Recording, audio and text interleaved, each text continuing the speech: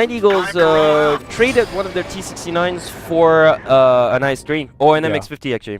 Yeah, so a little bit more firepower coming out from the NightEagles side, whereas the City Ducks Revolution, actually they're going for a more tanky setup as well, going with 3 T69s. Yeah, so actually kind of mirroring their opponent's choice in the first set, as a matter of fact. So quite lots of medium tanks in this this time around, and once again, well, from the NightEagles, it's a mobile defense we're seeing here. So definitely everybody like moving towards that railway.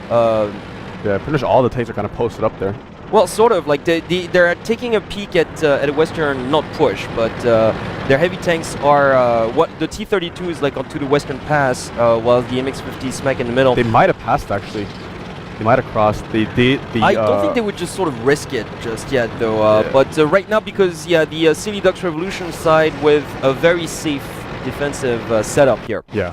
So they're covering pretty much their entire area, staying within cover as well. So they're not really allowing their opponents to. Well, yeah, they can cross, but as soon as they cross, they'd be shot pretty much right now if they did. Oh, and actually, like it's they are crossing like towards the eastern road. They are crossing, yep. And they're on the fire right now. Ooh, and actually a little bit of trouble might be on the Silly Ducks Revolution side. It is 2 T69s against this 1 KV5. Yeah, and not a KV5. Okay. The MX-50 goes down, so does the T1, so the eastern push has been successful. Yeah. Brilliantly done here. Yeah, so actually the western pushes should move in at the same time now. Yes, indeed. Right now they have to move in because like the reinforcements are coming fast on the Silly Ducks Revolution side. You know what? If I were, the T69s are retreating. Good move. Good move. Yeah. That T1 has not been spotted all the way down to the southeast. They have not been spotted. Like right now, all the attention is to the T69s, and meanwhile, as you had mentioned, a western push coming at the same time. So basically, the T-32 has crossed safely across like to the industrial area. Now the T-69 is retreating towards the MX-50 on the northern side of the railroad. Brilliantly done. Yeah. I mean, so far it's like plenty of movement as well. So actually, great job. Yeah, coming out from the NightEagles side. What they did is they drew the forces of Silly Ducks to the eastern side, and then at the same time they just pushed down the western end and actually managed to get, I think, 3 of their tanks over there.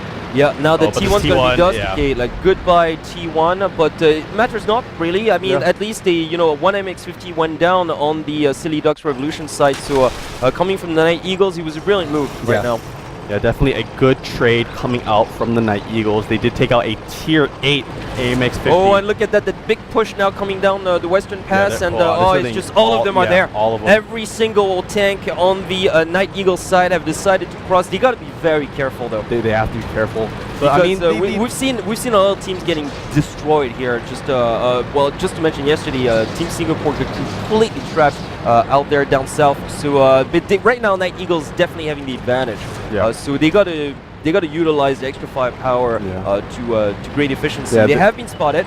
Yeah, they have been spotted, and the T1 has to get the vision on the Silly Ducks Revolution It is side. essential the for the Silly Ducks Revolution. They have to know where they are. To know exactly, especially where the heavy tanks are and where those T69s might actually try to flank, because otherwise it might be a brutal and painful sort of wake-up call for them. So the T1 definitely has to do the scouting job.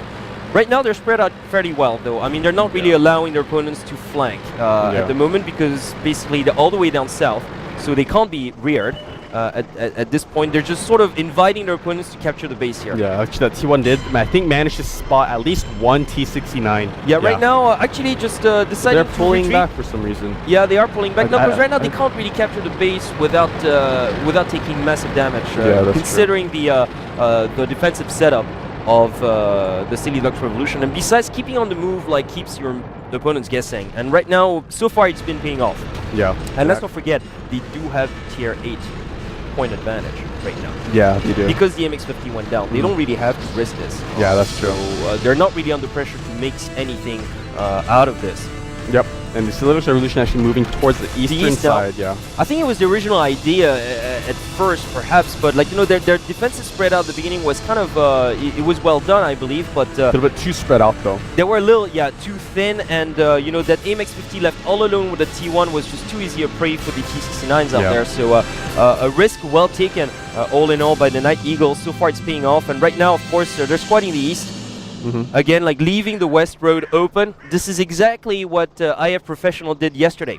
As a matter of fact, against Team Singapore. However, they were even in terms of tier 8 tanks. Right now, they're not. Yeah, quite honestly, all NightEagles have to do is just let the timer run out, and they will win this round. So, you know, pretty much. Unless a miracle happens, and I think they're thinking of just doing that. Like, if they're going to squad the ruins, there's no tank destroyer right here. So basically, I think they're just going to squad their own starting position and let Silly Dogs Revolution attack. Yeah, because if the Silly Dogs Revolution let this timer out, they're going to lose this second set. They have to at least take a T1. Yeah, they're forced to move out. To attack, and they have to take at the very least the remaining T1 scout on the NightEagles side. And well, if I were the NightEagles, like that T1's actually like getting close to the railroad, I wouldn't even risk that. I would just camp everybody. No, but why? I mean, just like let's be realistic. They need a win right now to draw things level. Number one, so I'd just like squat.